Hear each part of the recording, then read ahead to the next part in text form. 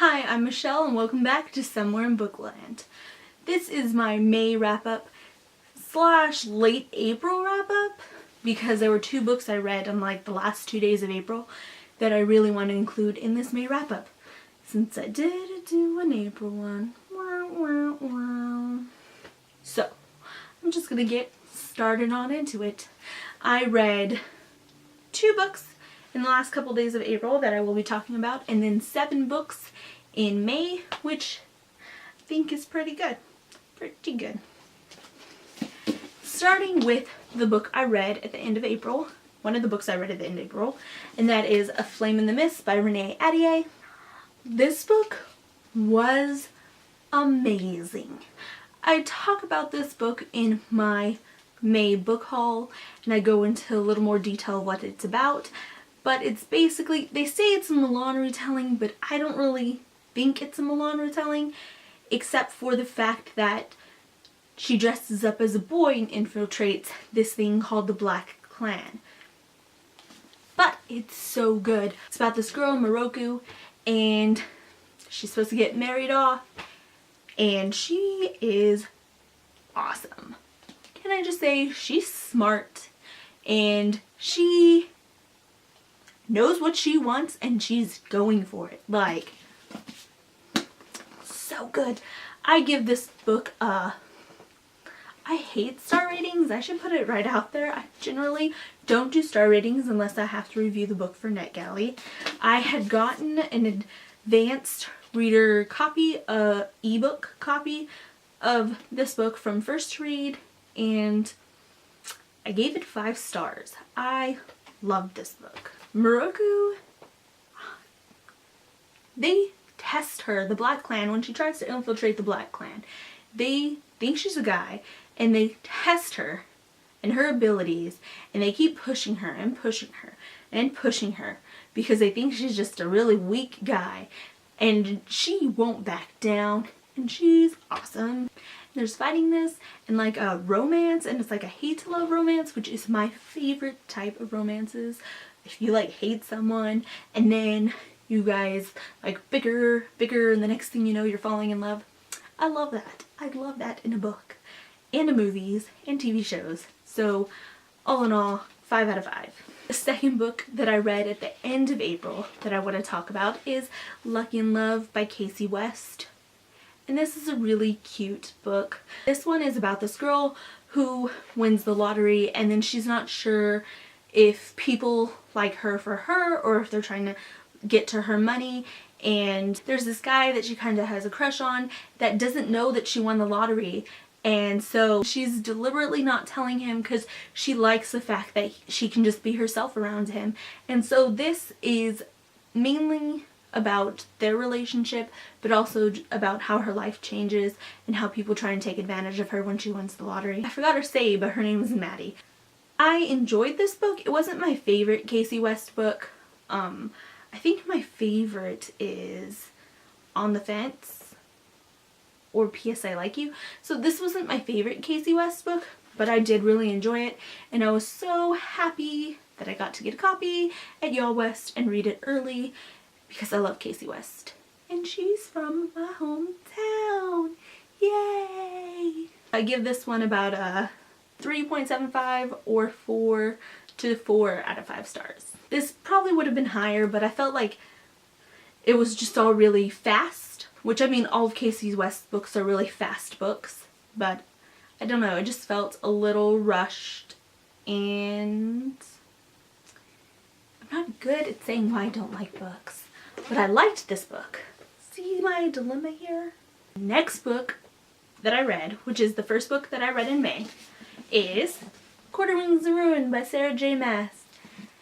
And I loved this book. I don't know what I could say about this book. This is the 3rd book in the Court of Thorns and Roses trilogy. I don't know what I could say about it that won't ruin it, but I love this book.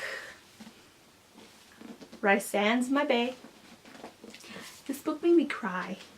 There's this one part, if you've read it already, probably know, but I cried. I put my book down and I said, what the fuck just happened?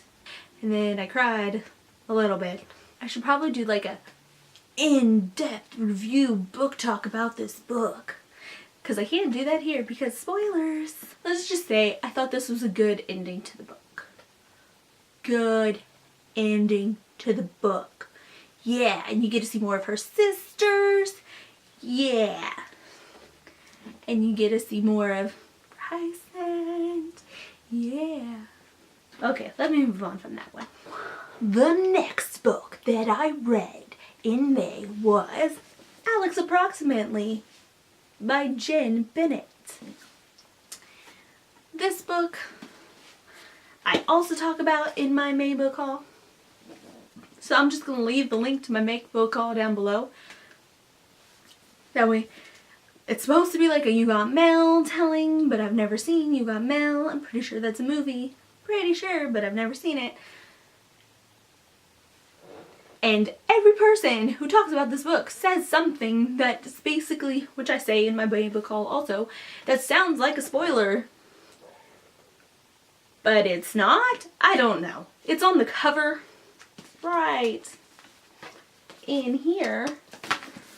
But this was a really cute contemporary romance. I'll give it like a 3.5 out of 4 stars.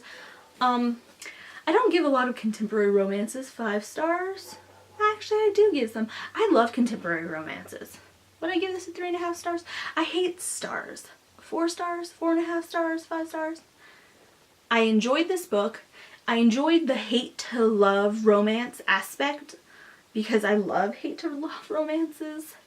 I enjoyed that it was set in California because I love California. This book made me really want pozole, and I've never even had pozole. But it's made me want it. And I've heard, like, you really have to be careful with pozole because some people make it and it's gross.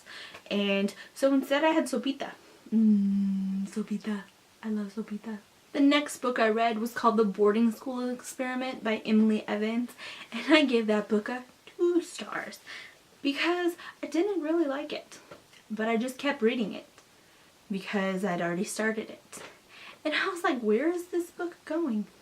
But first I'm going to tell you what the book's about. There's this girl, Elena, and she gets picked somehow, which it tells you in the story how she gets picked, but she gets picked to go to this elite boarding school in Alaska. And her arch nemesis from her school, Thane, also gets picked to go. And while they're there, it's like a very weird, they can't call their family, they don't have their own luggage, they have to wear like these provided clothes, and they keep saying they can call their family and then they can't, and then there's like these competitions, and it's very strange. It's a very strange book. I wasn't sure where it was going. It didn't go where I thought it was gonna go, and I just kept reading it. It was like couldn't look away from the book. I just kept reading it, but I wasn't enjoying it. Do you ever have that time, like you're reading a book and you're like, you know, I really shouldn't be reading this book. I don't really like it. I'm not sure what I'm reading. I could be reading a different book that I would enjoy, but I can't stop reading it for some reason. That's how that book was for me.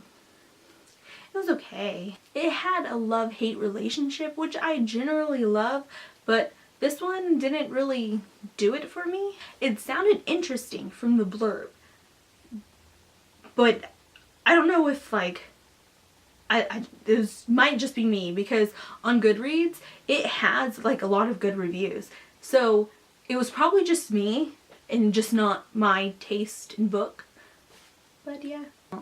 I don't really have much else to say about this book except that to me it was a little, not confusing, it just fell flat. And like it was trying a little too hard. But like I said, a lot of people liked this book. So you might like this book. I just didn't like this book. The next book I read was It Had to Be You by Lizzie Charles. And I got e-arc of this book through NetGalley. And I gave this book a 3 stars. It's about this girl, Edelweiss. She's been living with her father and her mother, and she's been homeschooled her whole life, and so she decides that she has to go to her senior year of school because she wants to get like used to being at school before she tries to go off to college. And at that school happens to be this kid James, who her dad is friends with his dad, and so he's supposed to help like look after her at the school. And he's like one of the popular guys, always playing jokes and stuff like that. And so it's just basically her story, you know, with him, hers and his story, and her story in her first year of school, the story of her first year of school. And I gave it a 3 stars. I wasn't the biggest fan of this book. It was cute, but also very cliched. So here are the cliches that it fit for me. First off, James. He's popular at his school. He's the popular guy who's the class prankster who's gonna get in trouble if he's not shown that he's mature. So he wants a girlfriend to help show that he's mature. Edelweiss was the innocent new girl who was really naive because she was raised and homeschooled her whole life. Mean Girls, like, it's Lindsay Lohan's character. Naive, innocent, well, starts off as Lindsay Lohan's character. So Edelweiss is like Lindsay Lohan in Mean Girls, but the beginning. She, like, not the end, just the beginning. And then there's the ex-flame, the girl who used to be with James, and she hates Edelweiss simply because she's seen with James and she's friends with James, and she like torments this girl and punishes her for this. And that was a cliche. To me, Edelweiss was a little more naive than she should have been, because I understand she's never been in a school before, but she so quickly believes that, oh, she's helping me, she wants to be my friend. I'm like, have you never seen a movie? Like, not just that, but high school cliches aren't just in high school. I say this now because I'm like older, but there's mean girls or guys, there's mean people everywhere. There's people who are just vindictive and want revenge and are petty everywhere. You know, like, you work in a job and there's people like that there.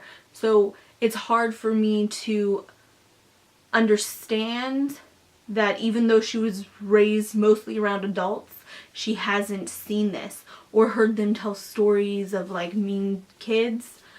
Maybe I'm wrong, but I just felt like she was a little too naive in the story. Also, I felt like this whole book, like, if they would have just communicated, a lot of the problems that were in this book would have been gone. Just like, talk to each other. You guys are friends. Communicate. I don't know. But I gave it 3 stars. It wasn't bad. It just wasn't for me. I mean, it has an average 4-star rating on GOODREADS, so like I said, it's just not for me. But it wasn't a bad book. The next book that I read is When Dimple Met Rishi by Sandhya Menon, and I loved this book. First off, Dimple's from Fresno. What? So this book is about this girl Dimple who is going to this tech summer web developer program, and there's this guy Rishi who her parents set her up with unbeknowingly to her to be married, and she doesn't want to be married right now. She doesn't want to be in an arranged marriage. Rishi, on the other hand, wants to be in an arranged marriage because he wants to make his parents happy, and he feels like this will make his parents happy, and also because like he really believes in his culture and his religion and everything, and Dimple doesn't want this. And when you first hear about this book, you think that Dimple doesn't know anything about it, and she doesn't going into it, but he introduces himself to her and he's like, oh, there's my future wife. And she throws a coffee at him, and that just sets the whole tone for this book. Like, he's so like nerdy but nice, and nerdy in a different way than she is, like, and nice, and she's so nerdy, and I just love this book. I love them as friends. I love Dimple.